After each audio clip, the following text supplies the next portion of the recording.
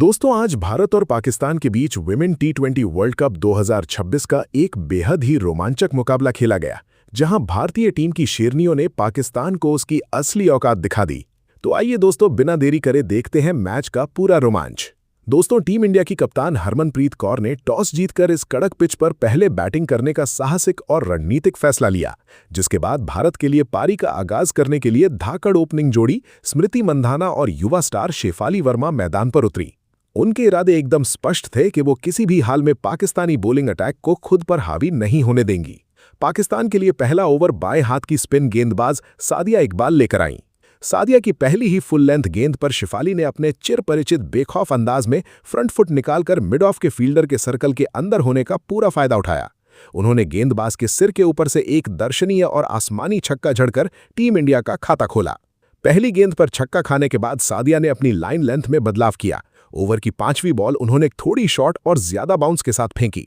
शेफाली ने इस पर भी रूम बनाकर ऑफ साइड में एक बड़ा हवाई फायर करने की कोशिश की और क्रीज में काफी शफल कर गईं।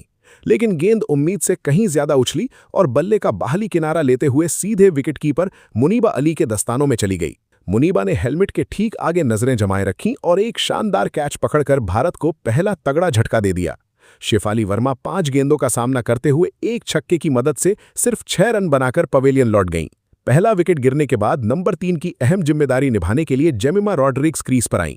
वहीं दूसरे एंड पर उपकप्तान स्मृति मंधाना पूरे संयम और क्लासिक अंदाज में बैटिंग कर रही थीं। सादिया जब अपना दूसरा ओवर लेकर आई तो मंधाना ने उनकी एक फ्लाइटेड बॉल पर थोड़ा सा शफल किया और लॉन्ग ऑन बाउंड्री की तरफ एक जोरदार शॉट जमाया। वहां आलिया रियाज ने डाइव मारकर गेंद रोकने की पूरी कोशिश की, लेकिन गेंद उनके हाथों को छकाती हुई सीमा रेखा के पार 4 रनों के लिए चली गई। इसी ओवर की चौथी गेंद जो ऑफ स्टंप के बाहर थी, उस पर मंधाना ने आगे बढ़कर अपनी बेहतरीन टाइमिंग के साथ एक लाजवाब ड्राइव लगाया। गेंद मिड ऑफ की फील्डर को बीट करते हुए कवर्स बाउंड्री के बाहर 4 रन के लिए निकल गई। हालांकि टीम इंडिया की ये खुशी कुछ ही पलों की मेहमान थी। चौथे ओवर में पाकिस्तानी पेसर तस्मिया रुबाब ने भारत को दूसरा बड़ा झटका दे दिया। तस्मिया ने ऑफ स्टंप के बाहर की तरफ स्विंग होती हुई एक फुल लेंथ बॉल फेंकी। इस पर जेमिमा अपने स्वभाव के बिल्कुल उलट जाकर लेग साइड में एक अनियंत्रित और आड़ा तिरछा शॉट खेलने की गलती बैठी। पिच के एक्स्ट्रा बाउंस की वजह से गेंद उनके बल्ले का टॉप एज लेकर कवर्स के इलाके में हवा में काफी ऊंची उठ गई। वहां मौजूद नतालिया परवेज के हाथों से गेंद पहले थोड़ी सी छिटकी, लेकिन उन्होंने तुरंत फुर्ती दिखाते हुए एक हाथ से बेहतरीन कैच लपक लिया। जेमिमा रॉड्रिग्स 7 गेंदों में केवल 1 रन बनाकर आउट हो गईं और पावर प्ले के अंदर ही भारत थोड़ी परेशानी में आ गया। 2 शुरुआती झटके लगने के बाद खुद कप्तान हरमनप्रीत कौर चौथे नंबर पर मोर्चा संभालने आई। उन्होंने मंधाना के साथ मिलकर पारी को दोबारा पटरी पर लाना शुरू किया। 5वें ओवर में जब Pakistani spinner ramen Shamim bowling करने आई तो उन्होंने मंधाना को लेग स्टंप पर शॉर्ट गेंद डालने की भारी भूल कर दी। मंधाना ऐसी गेंदों को कभी नहीं बख्शेंगी। उन्होंने तुरंत बैकफुट पर जाकर अपनी कलाइयों का बेहतरीन इस्तेमाल किया और एक कड़क पुल शॉट लगाकर गेंद को बैकवर्ड स्क्वायर लेग बाउंड्री के पार 4 रन के लिए भेज दिया। रमीन ने अपनी अगली ही गेंद थोड़ी फुल और अंदर की तरफ फेंकी, जिस पर मंधाना ने घुटने पर बैठकर डीप स्क्वायर लेग की ओर एक बेहद चालाकी भरा स्वीप शॉट लगाकर बैक टू बैक बाउंड्री बटोर ली। पावर प्ले का आखिरी ओवर खुद पाकिस्तानी कप्तान फातिमा सना करने आईं। उनकी लगभग 105 किलोमीटर प्रति घंटे की रफ्तार वाली फुल डिलीवरी पर मंधाना ने कवर्स के ऊपर से शॉट खेला। गेंद सीधे फातिमा के दाईं ओर से तेजी से निकल गई। फातिमा ने हवा में हाथ फैलाकर इस मुश्किल कैच को पकड़ने की पूरी कोशिश की, लेकिन गेंद उंगलियों को छूकर सीधा मिड ऑफ बाउंड्री के पार 4 रन के लिए चली गई। इस तरह मंधाना को एक बड़ा जीवनदान मिल गया। पावर प्ले खत्म होने के बाद पाकिस्तान ने रन रेट को धीमा करने के लिए फील्ड खोल दी, जिससे भारतीय बल्लेबाजों की रफ्तार थोड़ी कम हो गई। मैच के 8वें ओवर में तस्मिया रुबाब की फुल गेंद पर मंधाना को एक और बहुत बड़ा जीवनदान मिला। मंधाना ने रूम बनाकर मिड ऑफ के ऊपर से लॉफ्टेड शॉट खेलने की कोशिश की, लेकिन गेंद बल्ले के निचले हिस्से पर लगकर मिड ऑफ पर खड़ी आलिया रियाज की तरफ हवा में उछल गई। आलिया ने पीछे दौड़ते हुए कैच पकड़ने की कोशिश की, लेकिन वो गेंद को सही से जज नहीं कर पाई और कैच ड्रॉप हो गया। इन जीवनदानों का पूरा फायदा उठाते हुए अब भारतीय बल्लेबाजों ने अपने रनों की रफ्तार बढ़ाने की ठान ली। 9वें ओवर में जब लेफ्ट आर्म स्पिनर नशरा संधू गेंदबाजी के लिए आईं तो कप्तान हरमनप्रीत कौर ने उन पर हल्ला बोल दिया। कौर ने उनकी फ्लाइटेड गेंद पर बेहतरीन फुटवर्क दिखाया और बल्ले का मुंह खोलते हुए कवर्स की भारी फील्डिंग के बीच से गैप निकालकर एक दर्शनीय चौका जड़ दिया। संधू की 5वीं गेंद थोड़ी फुल और अंदर की तरफ थी, जिस पर हरमनप्रीत ने तुरंत पोजीशन ली और स्क्वायर लेग अंपायर के सिर के ठीक ऊपर से एक ताकतवर स्वीप शॉट लगाकर इस ओवर का अपना दूसरा चौका हासिल कर लिया। कप्तान को आक्रामक रूप में देखकर दूसरे छोर पर खड़ी मंधाना ने भी अपना गियर बदल दिया। 10वें ओवर में तस्मिया रुबाब की पहली ही बॉल पर मंधाना क्रीज से बाहर निकली और गेंद को हाफ वॉली बनाकर लॉन्ग ऑफ के स्टैंड्स में एक बेहद लंबा और शानदार छक्का ठोक दिया, जिसे देखकर दर्शक खुशी से झूम उठे। इसके बाद अगले ओवर में नशरा संधू की गेंद पर मंधाना ने फिर से आगे बढ़कर लॉन्ग ऑन की तरफ शॉट खेला और तेजी से 2 रन दौड़ लिए। इन्हीं 2 रनों के साथ मंधाना और हरमनप्रीत के बीच दूसरे विकेट के लिए 50 रनों की एक बेहद मजबूत और अहम पार्टनरशिप पूरी हो गई। संधू की अगली धीमी गेंद पर मंधाना ने अपने लिए जगह बनाई और एक्स्ट्रा कवर्स के ऊपर से एक बेहद खूबसूरत इनसाइड आउट शॉट खेलकर 4 रन बटोर लिए, जिसे रोकना बाउंड्री पर खड़े फील्डर के लिए पूरी तरह नामुमकिन था। पारी का 12वां ओवर जब रमीन शमीम डालने आई तब तक मंधाना पूरी तरह से पाकिस्तानी गेंदबाजों पर हावी हो चुकी थी। रमीन की दूसरी हवा में तैरती हुई गेंद पर मंधाना ने बिजली जैसी फुर्ती दिखाई और एक्स्ट्रा कवर्स के ऊपर से एक और लाजवाब इनसाइड आउट लॉफ्टेड चौका जड़ दिया। इसी दर्शनीय बाउंड्री के साथ स्मृति मंधाना ने महज 38 गेंदों में अपना एक और तूफानी अर्धशतक पूरा कर लिया।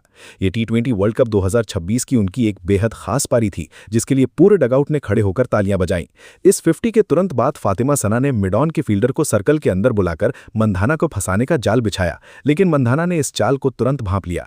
रमीन ने जैसे ही मिडिल स्टंप पर लूप देती हुई गेंद फेंकी, मंधाना ने उसी मिड ऑन फील्डर के ठीक ऊपर से एक कड़क 1 बाउंस चौका जड़कर पाकिस्तान की रणनीति धरी की धरी छोड़ दी। शुरुआती 12 ओवरों का खेल खत्म होने तक टीम इंडिया शुरुआती झटकों से पूरी तरह उभर चुकी थी और 2 विकेट खोकर 85 रनों के मजबूत स्कोर तक पहुंच गई थी। उस वक्त भारत का रन रेट 7.08 का था, जो एजबेस्टन के इस विशाल मैदान के हिसाब से काफी अच्छा माना जा रहा था। क्रीज पर स्मृति मंधाना 38 गेंदों में 9 चौकों और 2 छक्कों की मदद से 55 रन बनाकर दीवार की तरह डटी हुई थी। वहीं हरमनप्रीत कौर 23 गेंदों में 20 रन बनाकर उनका शानदार साथ निभा रही थीं। पाकिस्तान के लिए सादिया और तस्मिया को ही एक एक विकेट मिला था। मंधाना और कौर की इस नाबाद अर्धशतकीय साझेदारी ने भारत को मैच में ड्राइविंग सीट पर ला खड़ा किया था। 13वां ओवर करने आई पाकिस्तान के प्रमुख स्पिनर सादिया इकबाल की पहली ही गेंद पर मंधाना ने आगे बढ़कर गेंद को डीप मिड विकेट की दिशा में हवा में मार दिया। वहां मौजूद सायरा जमीन ने गेंद के नीचे आकर रिवर्स कप में आसान सा कैच पकड़ना चाहा, लेकिन गेंद उनके हाथों पर जोर से लगी और छिटककर सीधा बाउंड्री के पार 6 रनों के लिए चली गई। मंधाना को यह मैच का तीसरा बड़ा जीवनदान मिला। इस गलती के बाद सायरा को तुरंत उस पोजीशन से हटा दिया गया। इस छक्के के बाद हरमनप्रीत कौर ने भी गियर बदला और सादिया की लगातार 2 गेंदों पर 2 चालाकी भरे चौके जड़ दिए। पहला शॉट विकेटकीपर के पास से फाइन लेग की तरफ लैप किया और दूसरी फुल गेंद को ऑफ स्टंप के बाहर से स्लाइस करते हुए बाउंड्री के पार भेज दिया। अगले ओवर में रमीन शमीम की गेंद पर मंधाना ने एक बार फिर से क्रीज से बाहर निकलकर एक्स्ट्रा कवर्स के ऊपर से इनसाइड आउट चौका बटोरा, लेकिन पारी के 14वें ओवर की आखिरी गेंद पर पाकिस्तानी कप्तान फातिमा सना ने अपनी बेहतरीन फील्डिंग के दम पर भारत को सबसे बड़ा झटका दे दिया। मंधाना ने एक बार फिर आगे बढ़कर बड़ा शॉट खेलने की कोशिश की, लेकिन इस बार वो गेंद की पिच तक नहीं पहुंच पाई और शॉट हवा में ज्यादा ऊंचा नहीं गया। लॉन्ग ऑन की दिशा में कप्तान फातिमा ने आगे दौड़ते हुए एक बेहतरीन स्लाइडिंग कैच लपक लिया और मंधाना की इस तूफानी पारी का अंत कर दिया। स्मृति मंधाना 44 गेंदों में 9 चौकों और 2 छक्कों की मदद से 68 रनों की एक विस्फोटक पारी खेलकर वापस लौटी। मंधाना के जाने के बाद नंबर 5 पर बल्लेबाजी के लिए भारतीय फुलमाली आईं, लेकिन अगले ही ओवर में सादिया इकबाल ने अपनी फिरकी का ऐसा जादू चलाया कि भारतीय मिडिल ऑर्डर हिल गया। सादिया ने आगे बढ़ता देख गेंद की रफ्तार कम कर दी और उसे बाहर की तरफ ड्रिफ्ट कराया। भारतीय पूरी तरह से बीट हो गई और क्रीज से बहुत आगे निकल आईं। गेंद सीधे विकेटकीपर मुनीबा अली के हाथों में गई, जिन्होंने पलक झपकते ही गिल्लियां बिखेर दी और उन्हें स्टंप आउट कर दिया। भारतीय सिर्फ 1 रन बनाकर पवेलियन लौट गई। इसके बाद मैदान पर आई आक्रामक विकेटकीपर बल्लेबाज ऋचा घोष। उन्होंने आते ही सादिया की शॉर्ट गेंद पर बैकफुट पर जाकर पॉइंट के बगल से एक कड़क स्क्वायर कट लगाकर चौके से अपना खाता खोला। भारत की पारी संभल ही रही कि 17वें ओवर में कप्तान फातिमा सना ने खुद मोर्चा संभाला और भारतीय कप्तान हरमनप्रीत कौर का बड़ा विकेट निकाल लिया। फातिमा ने लेग स्टंप पर एक हाफ वॉली फेंकी, जिस पर हरमनप्रीत ने बिना कंट्रोल के हवा में फ्लिक शॉट खेल दिया। गेंद सीधे डीप स्क्वायर लेग पर मौजूद नतालिया परवेज के हाथों में आसान कैच के रूप में समा गई। हरमनप्रीत कौर 35 गेंदों में 4 चौकों की मदद से 36 रन बनाकर आउट हुई और भारत का स्कोर 117 रनों पर 5 विकेट हो गया। कप्तान के आउट होने के बाद क्रीज पर आई दीप्ति शर्मा। उन्होंने ऋचा घोष के साथ मिलकर डेथ ओवर्स में ऐसा कोहराम मचाया जिसकी उम्मीद पाकिस्तानी खेमे को बिल्कुल नहीं थी। 19वां ओवर फेंकने आई तेज गेंदबाज तस्मिया रुबाब के इस ओवर को इन दोनों ने मैच का सबसे महंगा और यादगार ओवर बना दिया। दीप्ति ने पहली ही शॉट ऑफ लेंथ गेंद को अपनी कलाइयों के जादू से शॉर्ट फाइन लेग के ऊपर से फ्लिक करके चौका जड़ा और 22 गेंदों से चले आ रहे बाउंड्री के सूखे को खत्म किया। इसके बाद तीसरी गेंद पर ऋचा घोष ने ऑफ स्टंप के बाहर जगह बनाई और कवर्स के ऊपर से एक शानदार हवाई चौका मार दिया।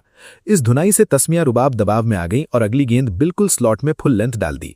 ऋचा घोष ने इस पर अपनी पूरी ताकत लगा दी और लॉन्ग ऑन के पार एक जोरदार 77 मीटर लंबा गगनचुंबी छक्का जड़ दिया, जिसे रोकने के लिए फातिमा की ऊंची डाइव भी काम नहीं आई। रुबाब ने फिर एक स्लोअर गेंद फेंकने की कोशिश की, लेकिन ऋचा ने बाहरी किनारे के सहारे गेंद को बैकवर्ड पॉइंट के ऊपर से उछालकर लगातार दूसरा चौका बटोर लिया। ओवर की आखिरी गेंद जो कि शॉर्ट थी, उसे ऋचा ने पूरी ताकत से मिड विकेट की तरफ पुल करते हुए इस एक ही ओवर से पूरे 23 रन ठोक डाले और पाकिस्तान के बॉलिंग अटैक की धज्जियां उड़ा दी। पारी का अंतिम 20वां ओवर खुद कप्तान फातिमा सना लेकर आईं, लेकिन ऋचा घोष का तूफान यहां भी नहीं थमा। फातिमा की दूसरी गेंद लेग साइड पर एक खराब स्लोअर फुल टॉस थी, जिस पर ऋचा ने घुटने टेक कर उसे फाइन लेग बाउंड्री के पार 4 रन के लिए भेज दिया। लेकिन फातिमा ने अपनी विश्व स्तरीय गेंदबाजी का मुजाहिरा करते हुए ओवर की 5वीं गेंद पर एक जादुई लेग कटर डाली। ये गेंद टप्पा खाकर हल्की सी बाहर की तरफ घूमी। क्रीज से बाहर निकलकर बड़ा शॉट खेलने के प्रयास में ऋचा घोष रफ्तार और स्विंग से पूरी तरह बीट हो गईं और गेंद उनके ऑफ स्टंप को उड़ा ले गई। ऋचा घोष मात्र 17 गेंदों में 5 चौकों और 1 छक्के की मदद से 34 रनों की एक तूफानी कैमियो पारी खेलकर आउट हुईं।